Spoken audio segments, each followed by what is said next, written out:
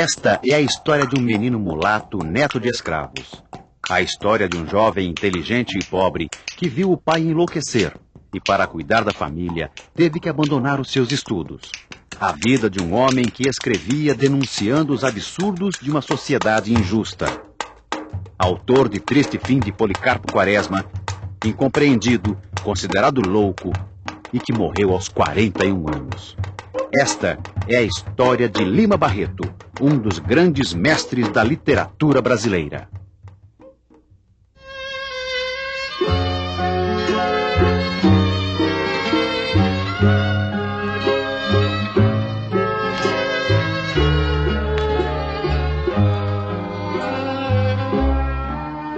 Afonso Henriques de Lima Barreto nasceu em 13 de maio de 1881, numa sexta-feira, na Rua Ipiranga, no bairro de Laranjeiras, Rio de Janeiro.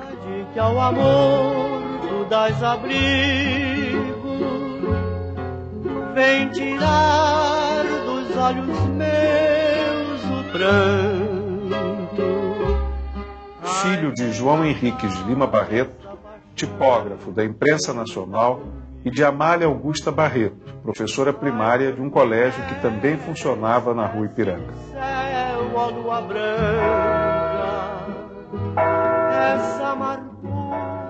O escritor foi batizado em 13 de outubro de 1881 na Igreja de Nossa Senhora da Glória e teve como padrinho Afonso Celso, o Visconde de Ouro Preto, uma ilustre figura da época.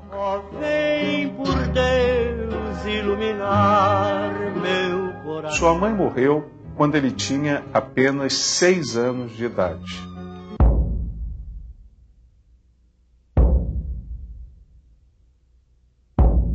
Ele participa com o pai da missa campal pela celebração da abolição da escravatura.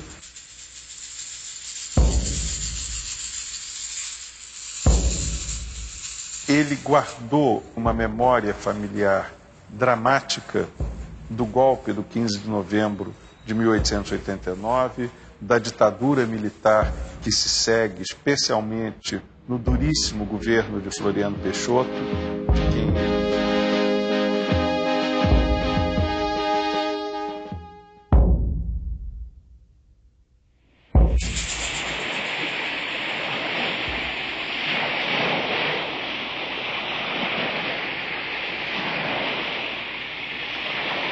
Quando meu pai foi para a Ilha do Governador exercer um pequeno emprego nas colônias de alienados, recentemente fundadas pelo governo republicano, isto em 1890, a ilha vivia, por assim dizer, isolada do Rio de Janeiro, quase sem comunicações diárias com o centro urbano, abandonada por seus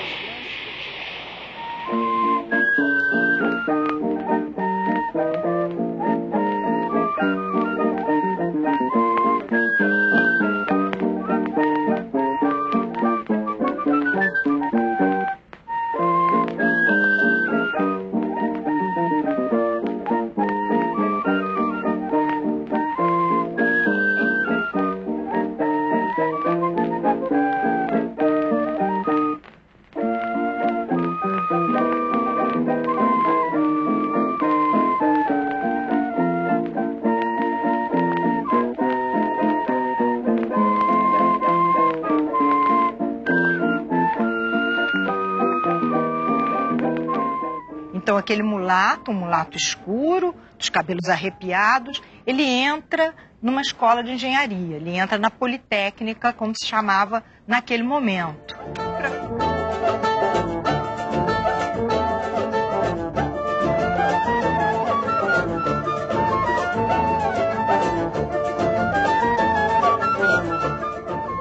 Estudante já está se movimentando, já está interessado no jornalismo, já está namorando essa ideia de atuar escrevendo de uma forma a ser mais facilmente divulgada.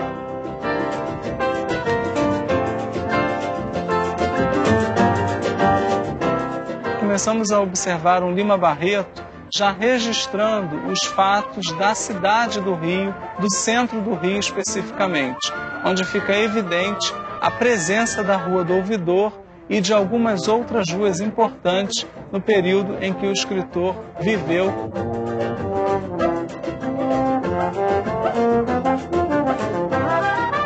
A gente tem cuidado, a gente não gosta de dizer, né, que existe racismo no Brasil, embora a gente saiba que existe e continue existindo. A principal barreira que o Lima encontra nesse momento é o racismo, é o conservadorismo dentro da própria universidade.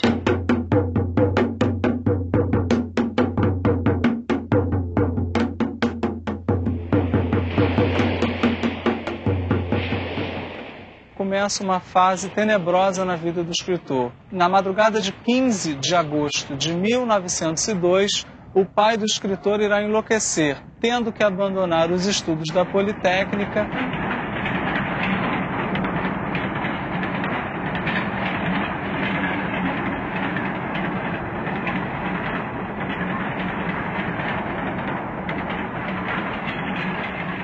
E no ano seguinte, exatamente em 1903, irá prestar concurso para amanuense da Secretaria de Guerra, cargo que ocupará até a aposentadoria em 1917. Talvez, para nós hoje, leitores, isso tenha sido um benefício, porque não tivemos o engenheiro Lima Barreto, mas temos o escritor Lima Barreto. Dorinha, meu amor, porque me faz... Lima então começa a publicar. O primeiro trabalho, que só recentemente foi reconstituído, é uma série de reportagens que ele escreve para o jornal carioca Correio da Manhã. E é uma série de reportagens sobre os primeiros movimentos de demolição do Morro do Castelo, um grande morro no centro do Rio de Janeiro, e que se decide que, enfim, a cidade, né? A cidade não deve ter esse ar tão tropical.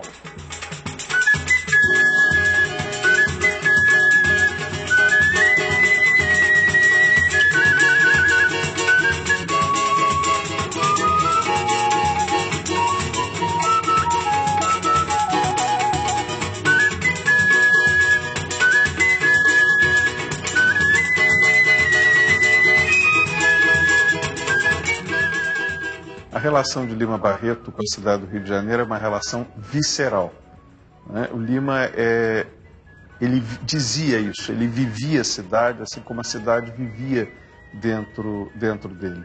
E nesse sentido, a cidade é para ele uma espécie de laboratório para pensar o Brasil. E a cidade é também o objeto de uma reflexão profunda sobre a sociedade brasileira do seu tempo, sobre a sociedade republicana.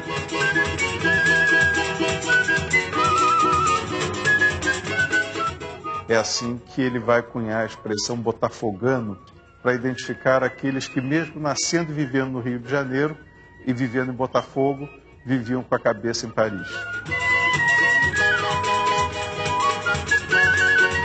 Ele então faz, nesse momento, os seus primeiros romances, que ele escreve ao mesmo tempo, que é o Vida e Morte, de M.J. Gonzaga de Sá, e o Recordações, do escrivão Isaías Caminha. E aí está o grande problema. O Recordações, do escrivão Isaías Caminha é a história de um jovem aspirante a jornalista e que trabalha no jornal, e o Lima então cria uma série de personagens que todo mundo facilmente reconhece. O diretor do jornal, que é o Loberan, na verdade é Edmundo Bittencourt. Na vida real, naquele momento, o diretor do jornal Correio da Manhã.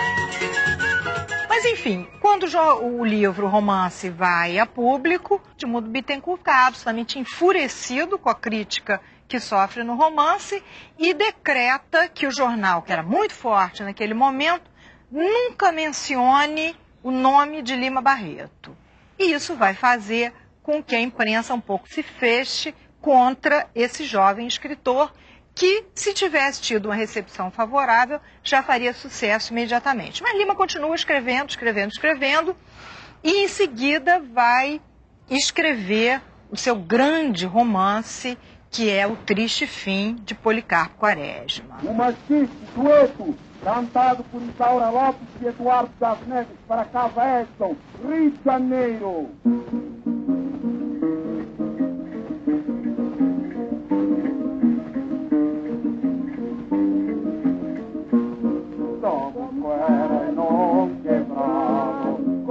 O Lima Barreto é um dos autores que vive o Brasil como drama, como vários da sua geração viveram.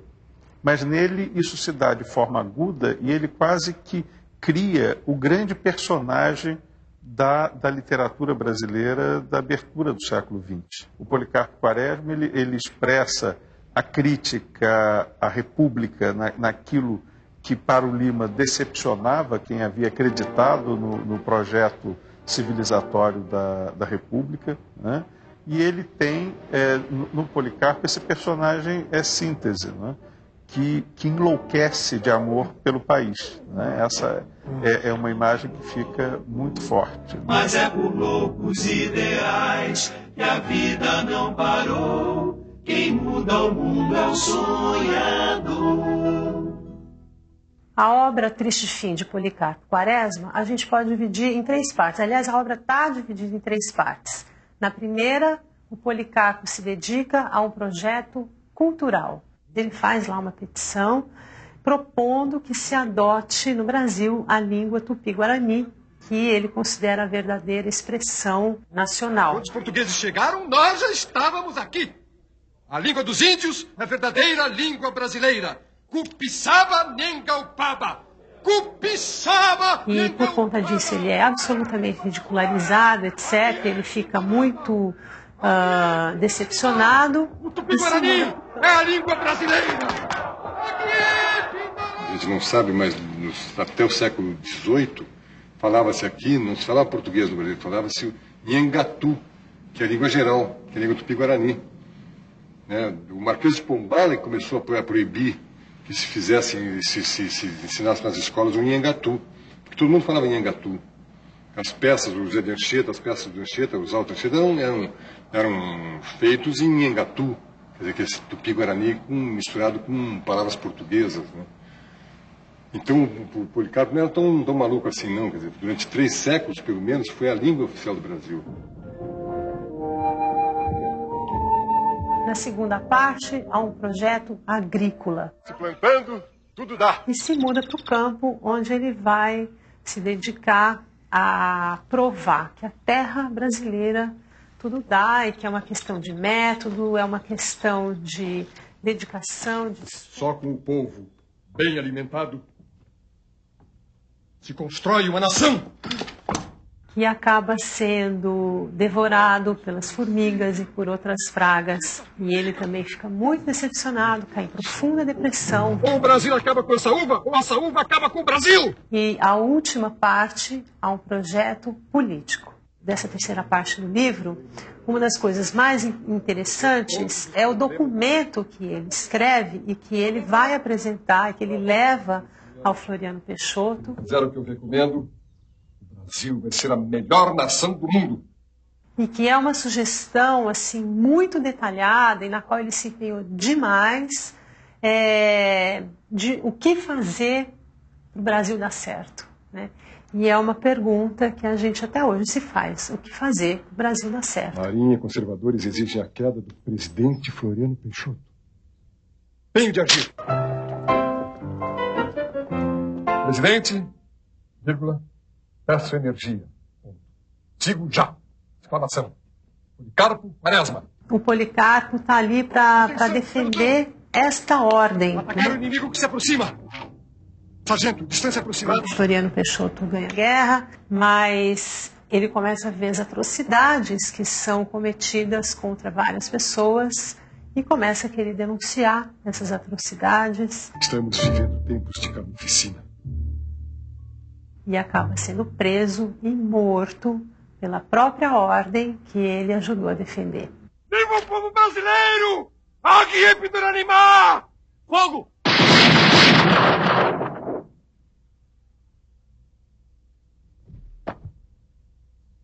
Ele acaba sendo vítima dos seus próprios sonhos. Como os seus sonhos eram imensamente generosos, a mensagem que o livro transmite é de como essa República Brasileira traiu as suas promessas, como ela abortou os desejos e aspirações que ela trouxe consigo e acabou construindo uma realidade que é o inverso daquilo que ela propunha. E como essa sociedade profundamente injusta e desigual ainda prevalece. Ele talvez tenha sido o primeiro homem a fazer ecoar de forma profunda esse sentimento de enorme injustiça.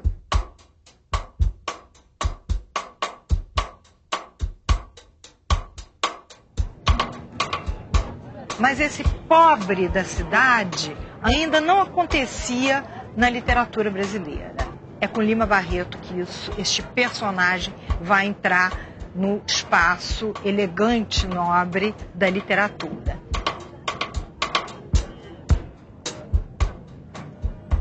Chama muita atenção, quando a gente lê a obra do Lima Barreto, a atualidade dessa obra.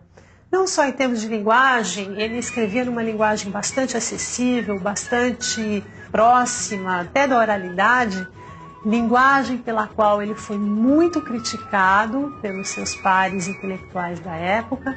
Então, não só por essa linguagem, mas também pelos temas de que ele trata e pelo modo como ele trata esses temas.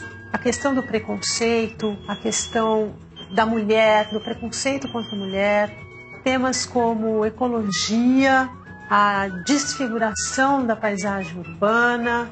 Acho que a gente até pode ir além, porque muitos problemas de Brasil que ele pensa naquela época, que ele critica e que ele, enfim, desenvolve como reflexão, permanecem absolutamente atuais.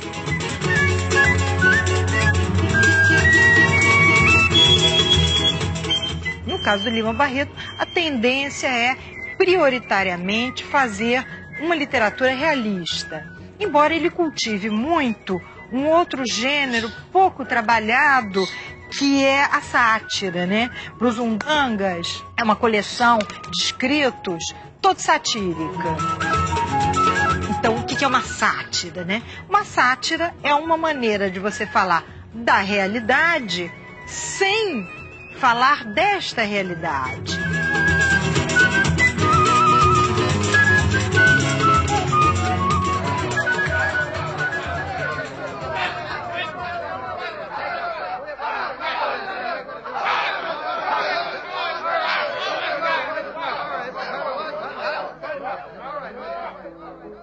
Exatamente no ano de 1911 é que encontraremos um Lima Barreto já voltado para a questão da bebida. Isso será um grande problema durante esse período que seria o período mais útil da vida do escritor, que é exatamente quando ele tem 30 anos de idade. Encontraremos Lima Barreto em vários momentos largado pelo meio da rua, totalmente bêbado, entregue à bebida. Disso ele guardará grandes mágoas, porque é o que ele pensa a vida inteira, né? Não devo beber, principalmente em excesso. Lima Barreto é sim esse autor que trabalha muito o centro da cidade, onde as coisas estão acontecendo, os cafés, a Rua Nobre, que é a Rua do Ouvidor. Energia, vigor, saúde integral. Elixir de Nogueira, o grande depurativo do sangue. Elixir de Nogueira.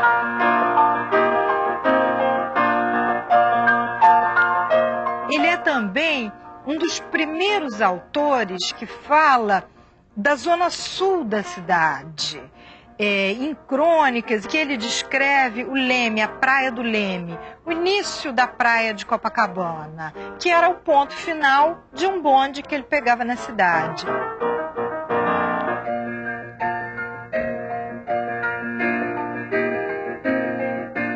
Então é esse homem da cidade, né, que vai andando e vai falando e vai descrevendo e descreve vestidos das mulheres, os chapéus.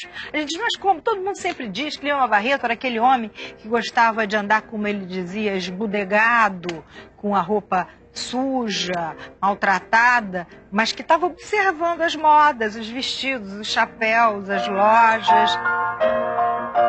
Há quem diga mesmo que Lima Barreto foi um quase antropólogo, um etnólogo, né? Alguém capaz de fazer a etnografia, que é isso, a observação da vida e a narrativa dos usos, dos costumes. esse homem que nunca saiu do Rio de Janeiro tinha em relação à ideia de república, a ideia de paz, a ideia de pátria, uma concepção muito arrojada. Por exemplo, quando ele escreve durante a Primeira Grande Guerra, né, a Guerra de 14, ele já diz ao público os perigos que a ideia da defesa do nacionalismo, da ideia de pátria, pode acarretar se você joga um país contra o outro.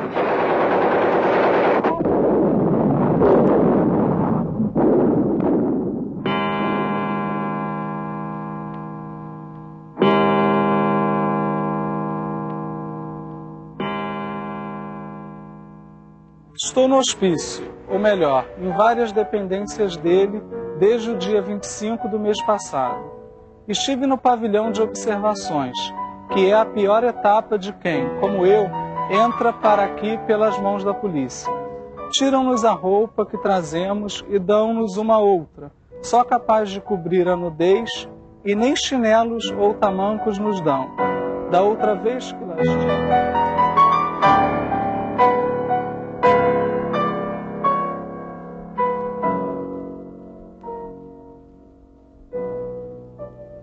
Se observarmos bem, não existe loucura propriamente. As internações que são feitas nesse período, a primeira internação se dá em 1914 e duas outras subsequentes que ele terá internado no hospício como um louco, são na verdade consequência do excesso de álcool. E a família, não instruída, sem conhecimento desse problema, acaba levando o escritor à exclusão social.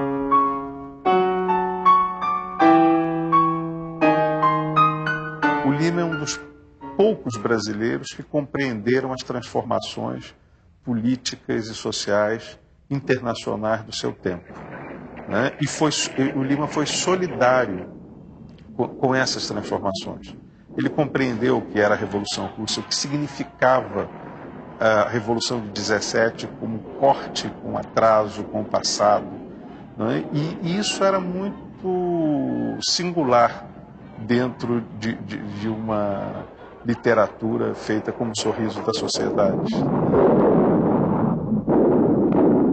A última internação de Lima Barreto se dá no Natal de 1919. E ele sabe que ali é um momento especialmente difícil na vida dele e que tudo daí em diante carregará essa marca. Da outra vez, fui para a casa forte e ele me fez baldear a varanda, lavar o banheiro, onde me deu um excelente banho de ducha de chicote. Todos nós estávamos nus, as portas abertas, e eu tive muito pudor. Eu me lembrei do banho de vapor de 2 E quando sai, Lima então está aposentado do serviço público, apesar de muito jovem, né? Com 38, em torno de 38 anos, bastante jovem se a gente pensar, né? Aposentado por causa dessas internações.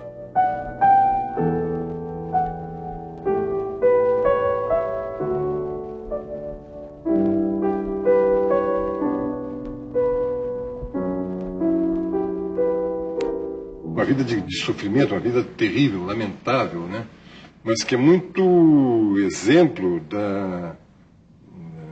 do que sofre um artista autêntico num país periférico como o Brasil, né? Em que a intransigência, você não ceder aos modelos estrangeiros, você querer ter um modelo autenticamente nacional próprio, né? Pode fazer de você um ser execrado, né? Um ser que acaba na solidão e na loucura, né?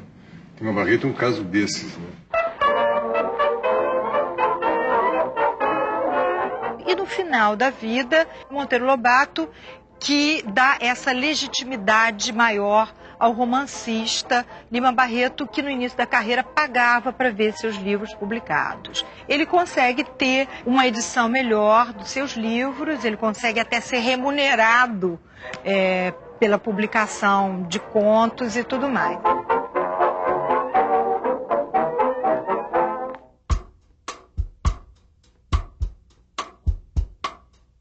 Os últimos dias de vida de Lima Barreto foram dias realmente enclausurados, onde a casa foi o abrigo. sem esperança com o futuro, sabendo estar próximo o seu fim.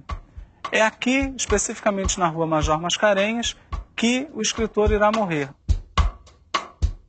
Ele vai simbolicamente morrer no ano em que o Brasil, teoricamente, estaria entrando na modernidade do ponto de vista das artes, do ponto de vista da renovação dos critérios artísticos, dos parâmetros, não é? Ele morre exatamente em 22.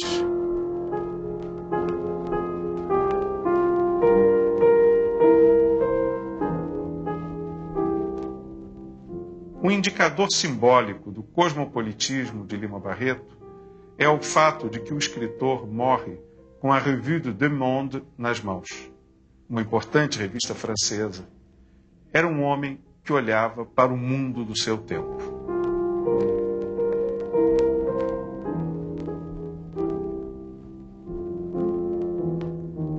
Temos que ler Lima Barreto porque não somos um país livre. Não somos um país integralmente livre. Temos que ler Lima Barreto porque somos um país socialmente injusto. Somos um país onde os pobres continuam pobres e as elites continuam no lugar delas. Não é para aprender português que se lê o Lima Barreto. Lê-se Lima Barreto para aprender a ser brasileiro.